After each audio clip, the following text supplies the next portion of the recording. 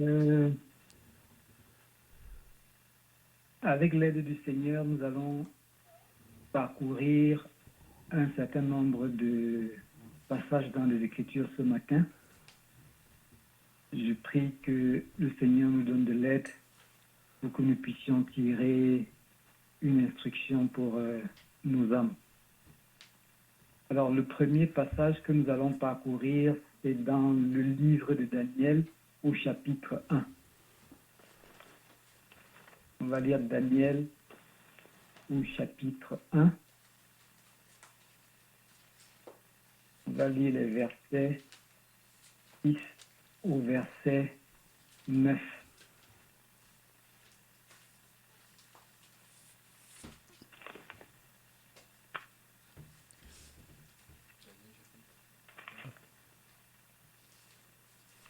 Il y avait parmi eux, d'entre les enfants de Juda, Daniel, Anania, Mishkaël et Azaria. Le chef des eunuques leur donna des noms. À Daniel, celui de Belchassar, à Anania, celui de Shadrach, à Mishkaël, celui de Meshach, et à Azaria, celui d'Abed-Nego. Daniel résolut de ne pas se souiller avec les mets du roi et par le vin dont le roi buvait. Et il pria le chef des eunuques de ne pas l'obliger à se souiller. Dieu fit trouver à Daniel faveur et grâce devant le chef des eunuques. On va aussi lire Daniel au chapitre 2, versets 46 à 49. Daniel chapitre 2, versets 46 à 49. Alors, le roi Nebuchadnezzar tomba sur sa face et se prosterna devant Daniel. Et il ordonna qu'on lui offre des sacrifices et des parfums. Le roi adressa la parole à Daniel et dit, « En vérité, votre Dieu est le Dieu des dieux et le Seigneur des rois. Et il révèle les secrets. Puisque tu as pu découvrir ce secret, ensuite, le roi éleva Daniel et lui fit de nombreux riches présents. Il lui donna le commandement de toute la province de Babylone et l'établit chef suprême de tous les sages de Babylone. Daniel pria le roi de remettre l'intendance de la province de Babylone à Shadrach, Meshach et Abed-Nego. Et Daniel était à la cour du roi. On va lire un autre passage toujours dans Daniel au chapitre 3. On va d'abord lire les versets 16 à 18. Daniel chapitre 3, versets 16 à 18.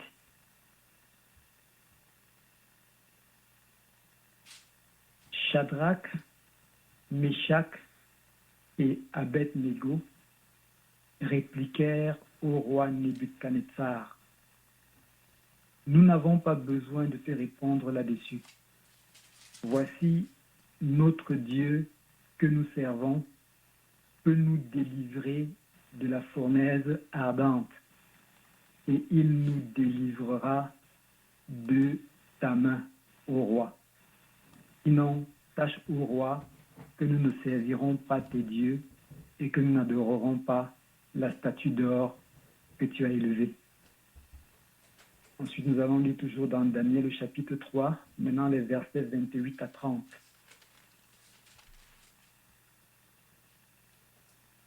Daniel chapitre 3, 28 à 30. Nebuchadnezzar prit la parole et dit, « Béni soit le Dieu de Shadrach, de Meshach et d'Abed-Nego, lequel a envoyé son ange et délivré ses serviteurs qui ont eu confiance en lui et qui ont violé l'ordre du roi et livré leur corps plutôt que de servir et d'adorer aucun autre Dieu que leur Dieu. Voici maintenant l'ordre que je donne. Tout homme, à quelque peuple, nation ou langue qu'il appartienne, qui parlera mal du Dieu de Shadrach, de Meshach et d'Abed-Nego sera mis en pièces, et sa maison sera réduite en un tas d'immondices, parce qu'il n'y a aucun autre Dieu qui puisse délivrer comme lui. Après cela, le roi fit prospérer Shadrach, Meshach et Abed-Nego dans la province de Babylone. Nous allons nous arrêter là pour la lecture. Donc, nous pourrions faire référence à d'autres passages dans les Écritures. Alors, les passages que nous avons lus nous parlent de un peu l'aventure de 4 Juifs, Daniel et ses 3 compagnons, qui étaient déportés à Babylone, à une époque où régnait le roi Nebuchadnezzar.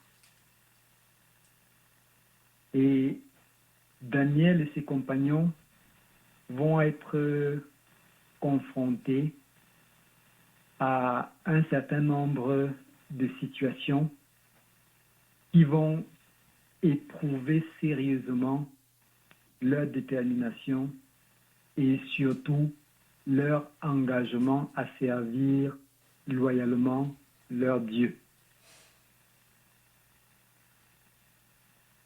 Dans les passages que nous avons lus, il y a en réalité 3 situations auxquelles Daniel et ses compagnons ont été confrontés.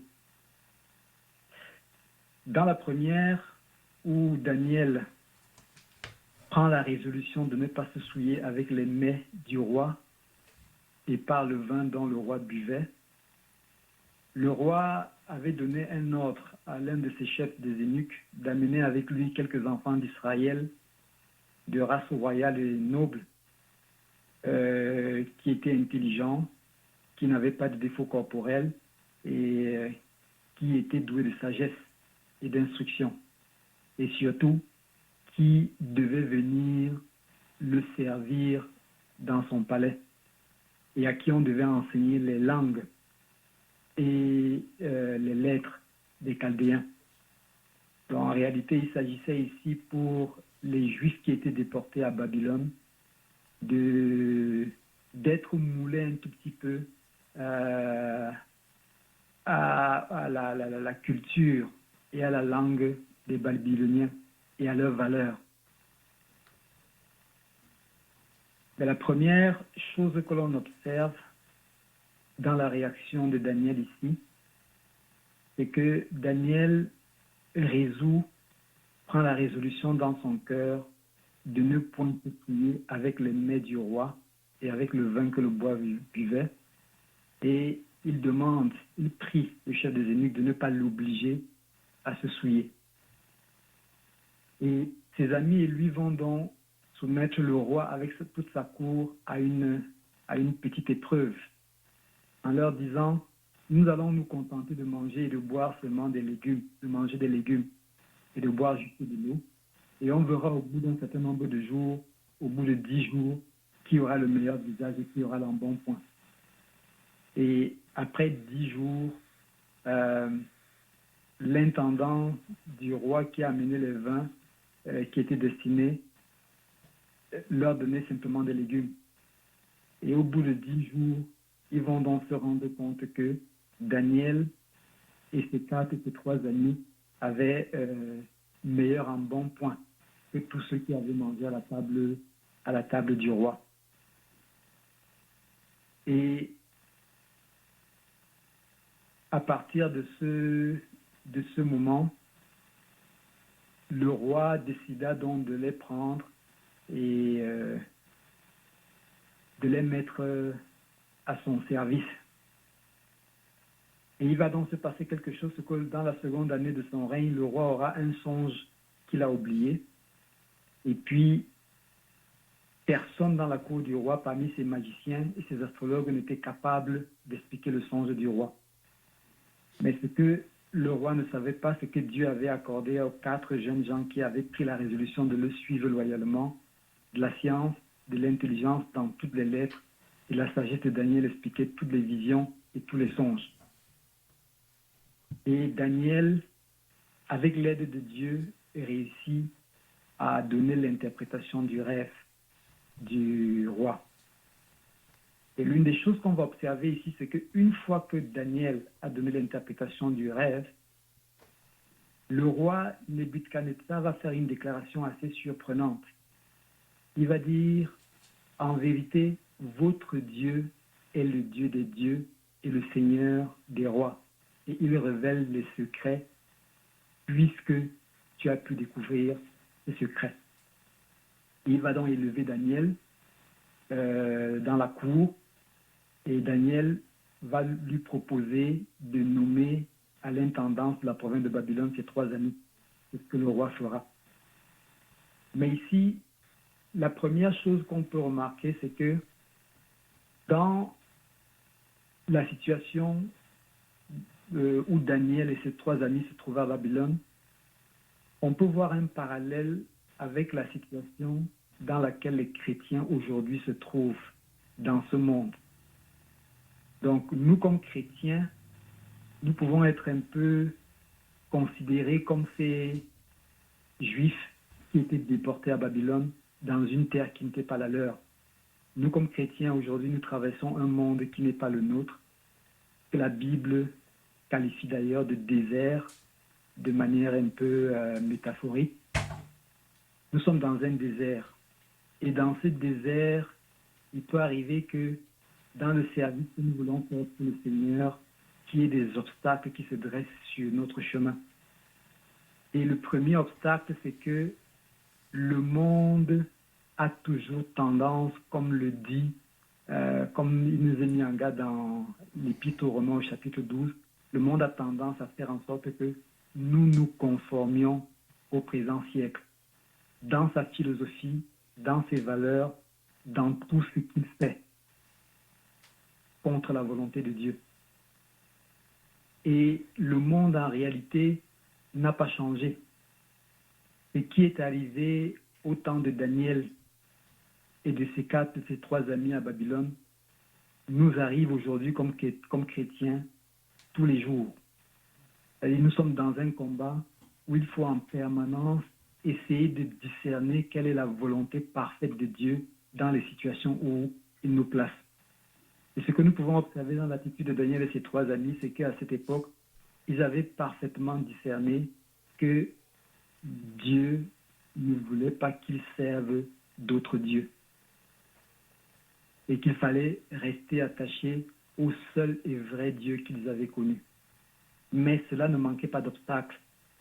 L'un des premiers obstacles, c'est que le roi leur a proposé, comme on peut dire, des privilèges. Et l'un des premiers privilèges, c'était d'avoir la possibilité, comme personne déportée, de manger à la table du roi. Évidemment, manger à la table d'un roi, c'est un très grand honneur. Un très, très grand honneur que très peu de gens peuvent refuser. Mais Daniel et ses amis avaient discerné, avec la proximité qu'ils avaient avec le Seigneur, avec Dieu, avec l'Éternel, que c'était en réalité un piège. Manger à la table du roi et recevoir des présents du roi, c'était comme une sorte de piège qui les amenait justement à se conformer aux us et aux coutumes de la nation païenne qui était Babylone. Et on va bien le remarquer ici. L'une des premières choses que le chef des eunuques fait, c'est qu'il change les noms de Daniel et de ses amis. Il leur donne des noms qui étaient plus conformes à la coutume babylonienne. C'était comme un désir de vouloir faire en sorte qu'ils changent d'identité. Or, c'est ce que le monde fait en permanence contre les enfants de Dieu. Le monde veut que nous changions d'identité, que nous passions de serviteurs de Dieu à serviteurs du diable. Et le monde utilise tous les artifices et toutes les astuces possibles pour nous amener à changer d'identité. Mais une bonne communion avec Dieu, une proximité avec Dieu permet effectivement de discerner tous les pièges du malin, toutes les ruses du diable. Il y a par la suite une autre situation qui va se produire, toujours dans le même sens. Shadrach, Meshach et Abed-Nego étaient faits intendants du roi. Donc, ils avaient eu une position quand même d'autorité, une position d'honneur dans le royaume. Évidemment, le roi a voulu se servir de ce privilège qu'il avait donné à ces 3 personnes pour les amener à se prosterner devant la statue d'or qu'il avait élevée et devant laquelle tous les hommes de la cour devaient se prosterner. Et là, on va voir encore une fois de plus, comme avec Daniel précédemment, on va voir que Shadrach, Meshach et Abed-Nego vont préférer la mort plutôt que de se prosterner devant la statue. Ils vont accepter d'être jetés dans la fournaise ardente, mais en montrant qu'ils faisaient entièrement confiance en leur Dieu qui était capable de les délivrer de cette épreuve. Et c'est exactement ce qui s'est passé. Donc le roi, devant le refus de ces 3 Juifs de se soumettre, de se prosterner devant la statue d'or qu'il avait faite, a décidé donc de les jeter dans la fournaise ardente. Mais il a été surpris de voir la délivrance qui est venue de Dieu lui-même. Et ce qu'il va dire, une fois de plus, est assez surprenant. Alors, Nebuchadnezzar a pris la parole et il a dit « Béni soit le Dieu de Shadrach, de Meshach et d'Abed-Nego », un peu comme il a dit précédemment pour Daniel, lequel a envoyé son ange et délivré ses serviteurs qui ont confiance en lui. Et ici, le mot « confiance en lui » prend toute son importance. Et une question que je voudrais vraiment nous poser, c'est que, comme enfants de Dieu, avons-nous toujours suffisamment confiance en Dieu que dans n'importe quelle épreuve dans laquelle il nous placera, la délivrance viendra encore de lui? Donc ici, on voit que Abed-Nego, Meshach et Shadrach ont tellement eu confiance en Dieu qu'ils ont violé l'ordre du roi et ont préféré livrer leur corps plutôt que de servir et d'adorer aucun autre Dieu que leur Dieu. Là encore, c'est un encouragement pour nous aujourd'hui qui pouvons être placés dans différentes sortes de situations où notre service pour le Seigneur va être éprouvé de différentes manières. Ça peut être par la peur, comme ce qui est arrivé à Shadrach, Meshach et Abed-Nego. Ça veut dire qu'on a placé devant eux la perspective de la mort, mais ils ont fait confiance en leur Dieu. Ils n'ont pas cédé, ils sont restés fermes. Ça peut être par la ruse des privilèges, un peu comme Daniel et ses amis à qui on proposait de manger à la table du roi. Là encore, la proximité avec Dieu a fait en sorte qu'ils discernent parfaitement que ce n'était pas la volonté de Dieu, qu'ils acceptent ces présents qui étaient en fait ces privilèges qui étaient en fait un piège pour eux. Ils ont préféré se priver de ces privilèges, mais de continuer à servir leur Dieu. La parole de Dieu dans l'Épître aux Romains nous dit au chapitre 12, dans son verset 1, nous demande de ne pas nous conformer au présent siècle, mais d'être transformés par le renouvellement de l'intelligence, afin de discerner quelle est la volonté de Dieu et qui est bon, agréable et parfait.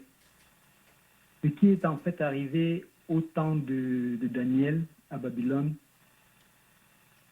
c'est la même chose qui se passe en réalité aujourd'hui pour nous enfants, en tant qu'enfants de Dieu. Il y a beaucoup d'obstacles qui peuvent se dresser sur notre chemin quand on veut servir, le Seigneur. Ce que le Seigneur nous recommande, c'est en réalité de lui faire confiance. On va le voir aussi avec les apôtres au début de l'Église, à qui on avait donné une interdiction formelle de ne plus parler au nom du Seigneur Jésus-Christ.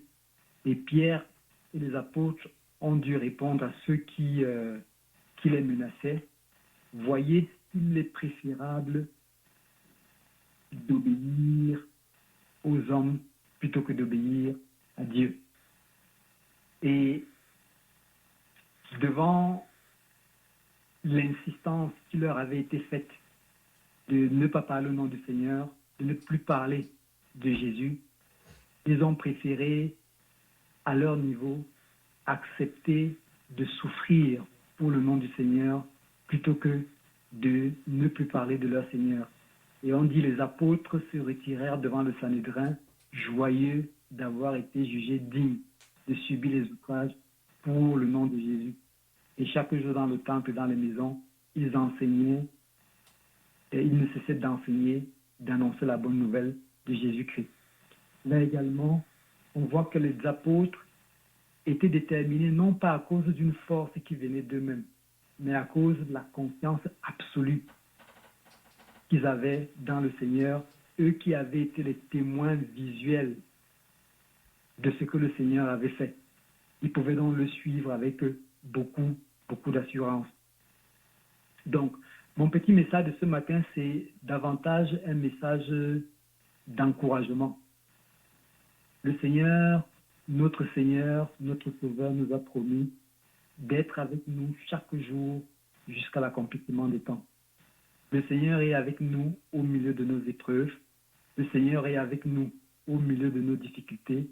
Le Seigneur est avec nous au milieu de nos persécutions. Donc, le Seigneur ne nous abandonnera jamais. Donc, comme avec ses disciples, comme avec Daniel, tout ce que nous pouvons voir, que ce soit un encouragement pour chacun d'entre nous à persévérer et à faire confiance au Seigneur dans les difficultés que nous traversons. Donc, que le Seigneur lui-même bénisse sa parole. Amen. Amen. Nous pouvons prier. Notre Dieu et notre Père, nous voulons maintenant terminer par la prière pour te remercier encore pour ce privilège ce matin que nous avons eu de pouvoir nous réunir ensemble pour apporter l'adoration envers celui qui nous a rachetés, qui nous a sauvés. On veut te remercier aussi pour ta parole, croyant que ta parole est une parole d'actualité, comme qu'on a pu entendre concernant ces 4 jeunes hommes qui se trouvaient dans le pays de Babylone, qui étaient vraiment étrangers pour eux, mais on peut voir qu'au début, ils ont résolu dans leur cœur de ne pas se souiller avec les choses qui se trouvaient à Babylone. Et nous pouvons voir que c'est des actions de foi qu'ils ont fait, et que parce qu'ils ont fait ces choses, Dieu les a bénis dans leur témoignage, et on sait qu'au travers même de leur témoignage, ça parlait même à des rois. On pense à Nebuchadnezzar, quand on lit dans Daniel au chapitre 4, on voit que cet homme-là, à la fin de ce chapitre, a été converti à Dieu. Et on croit que c'est par le témoignage de ces jeunes hommes qui se trouvaient là à Babylone. Donc notre Dieu, aide-nous aussi, à nous qui marchons dans un monde qui est contraire à toi, un monde qui est sous la puissance du mal. Aide-nous à pouvoir discerner les ruses du malin, les attaques de l'ennemi qui voudrait nous arrêter dans notre marche, qui voudrait nous faire détourner afin que nous ne progressions pas ou ne avancions pas dans notre marche pour toi. Donc, aide-nous à nous donner ce discernement afin que nous puissions rester fidèles. Et nous croyons que bientôt, le Seigneur va paraître sur les nuées pour venir nous prendre auprès de lui. Et on aimerait qu'il pourrait nous dire, bon et fidèle serviteur, tu as été fidèle en peu de choses, je t'en confierai beaucoup. Entre dans la maison de ton maître. Donc on prie donc ta bénédiction sur ton peuple ce matin qui était réuni, qui ont été sous l'écoute de ta parole, que cette parole va nous garder dans les jours qui est devant nous. T'en prions au nom du Seigneur Jésus. Amen.